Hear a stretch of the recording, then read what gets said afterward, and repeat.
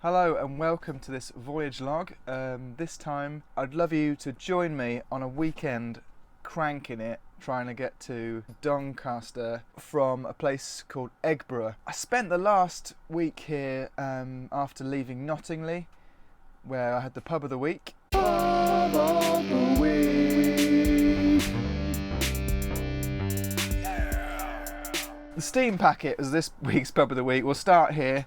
And just to say that this place doesn't look much from the outset, but as soon as you walk through those doors, you'll be warmly welcomed. It's a locals pub, but it's really, really friendly. And the beers are fantastic. Loads of proper real ales, or lagers, or ciders, whatever you want to drink, really. They don't do food, but it's a real fun drinkers pub. And they've got quirky little things like chickens in the backyard, as well as the usual pool table and music going on in the bar. Anyway, back to the journey. Let's go and check out the boat, see where it is at the moment, then we'll set off.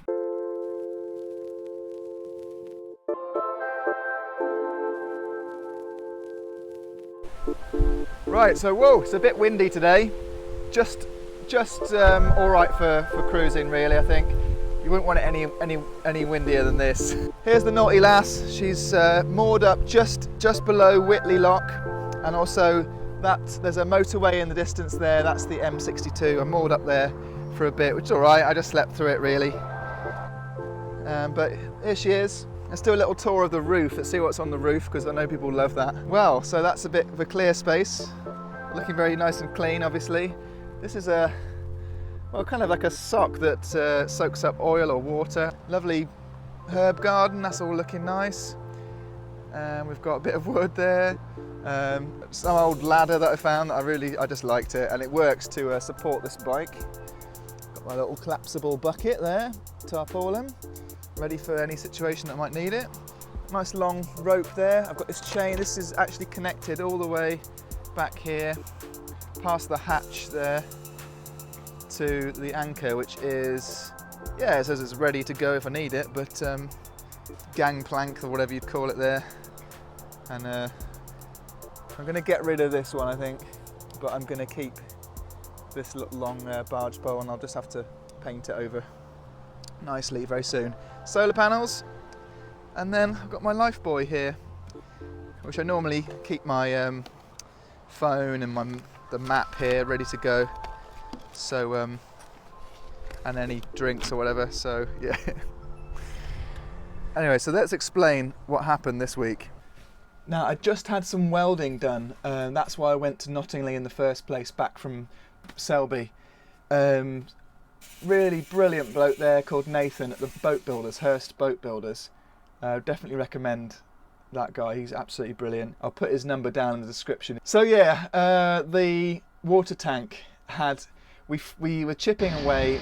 It was only going to be a £50 job, it ended up being well over £200, and we basically found a load of holes in the water tank, so chipping away at the paint. This is what we actually managed to chip out there. I mean, look how thick that is, and that is just pure layers of rusted metal and red oxide paint on top. Quite scary really. So now it's been overplated and I've painted it nicely over the top, and the gas locker is all sound now again, so we're all safe.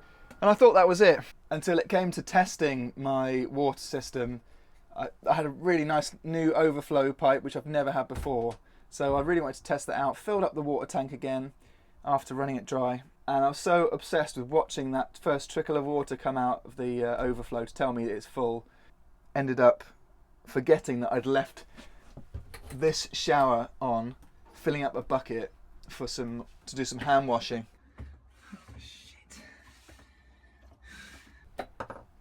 And I ended up filling it right to the brim and it all flowing over. This is where the sewage comes from the toilet, and these are the water pipes.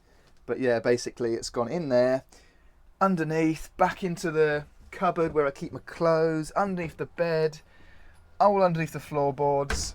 Absolute nightmare.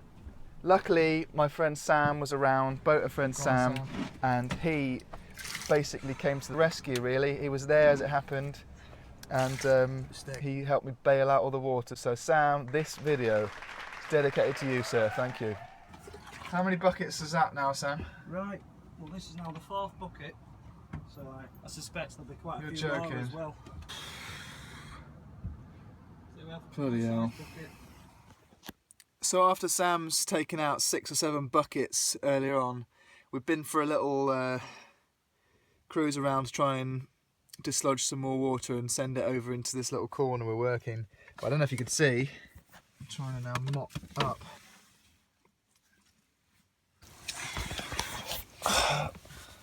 And it's about 12 o'clock at night now. I'm just going to have to keep doing this every day, I think, to try and get rid of it. We'll see. And just when I thought things couldn't get any worse, I went and lost my debit card right out in the middle of nowhere. So I was having a nice long walk and got the phone out to take a picture. I think it was this picture, to be precise. And I went to take a time lapse of a train going past. A train that goes to Drax power station.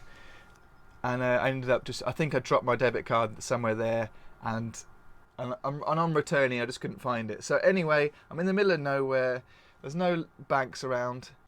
Luckily I've got some change stored away, so yeah, got about £3.60 in there, and let's just see how many pennies we've got now. What is my life, Gaz? So I got a taxi after work back to Selby, and once I got there I went to the bank and it said closed at 4 PM. So I sort of went back to the taxi driver and I said, like, I'm really sorry, there's nothing I can do about this. Would you accept a cheque or something like that, or PayPal even? That would help me out. And he said, no, but I can do you a bank transfer and give you cash back. So I was like, well, yeah, why didn't we do that to start off with? So this taxi company, 21 Taxis in Selby, I've got to recommend them, not only drove me to Morrison's to do my shopping, but they also got me the cash back so I could actually get some food. So now I've got about £6-7 to last me the whole weekend. So there'll be no more pub of the week exploration. But we are headed now into the middle of nowhere. I've looked at the maps, there's nothing really there. Let's have a little look for ourselves.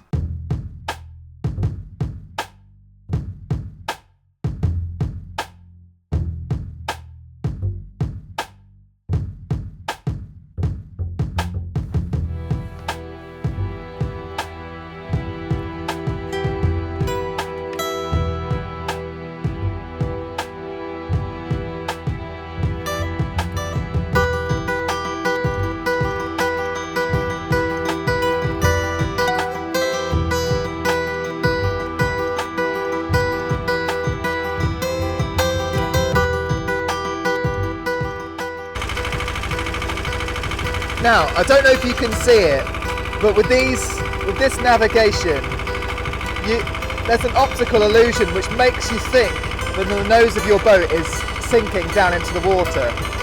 I think it's from the straight lines, whatever it is, I almost lost it just now. I thought I was going to sink my boat, honestly did. I couldn't understand what was going on.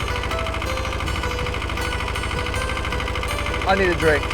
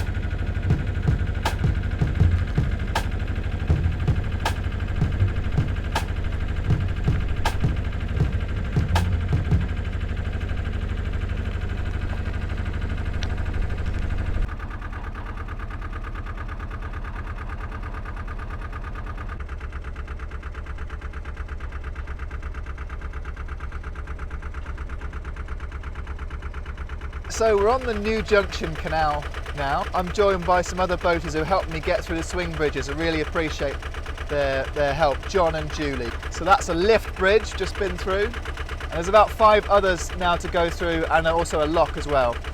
So it's a very dead straight line, but 5.5 miles. So you're almost glad of the lift bridges, because otherwise it'd be very, very boring.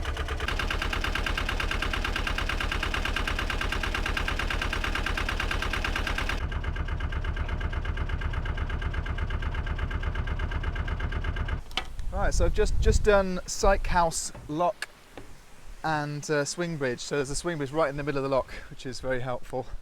So yeah, a bit tricky. You have to put your key in, open the bridge before you even touch the locks at either side. So because I stayed behind to sort out the lock and that swing bridge, my cruising companions are way in the distance now, so we've really got to crank it to catch up with them before they get to the next bridge. Let's go!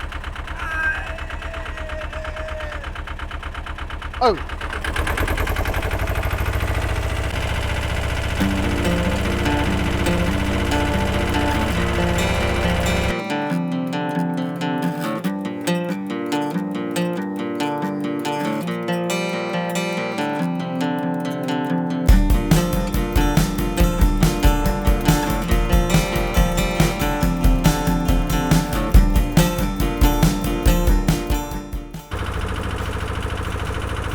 Finally caught up with them, but they're already at the bridge, so I think they're just waiting for me now so they can flick the switch.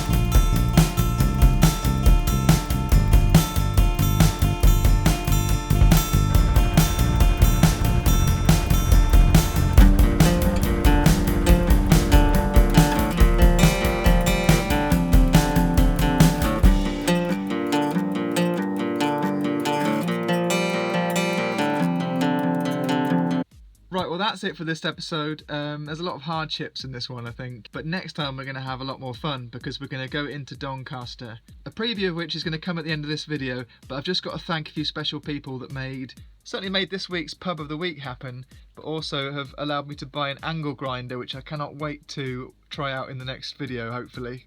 This week's Pub of the Week sponsors are Nicola Wood, who's just sent me some money for a beer. Thank you, Nicola. Steve from Atomic Kickstart in Essex, who's just bought a boat. Cheers, Steve. Anthony Kirby. Mandy Smith, who's also a Patreon supporter, as is Sue Smith as well. So welcome aboard, you two. And then we've got Mark May, who's literally just sent me enough for a couple of pints, so thanks Mark, that's brilliant. And we've also got another Mark who I met at the 72-hour moorings in Doncaster, which you'll see at the end of this video. And remember guys, without your donations I can't buy useless crap like this. Yay! Right, I'm going to say goodbye, thanks for watching, and I'm going to leave you now with a clip of the next voyage log. Here we go. Ah!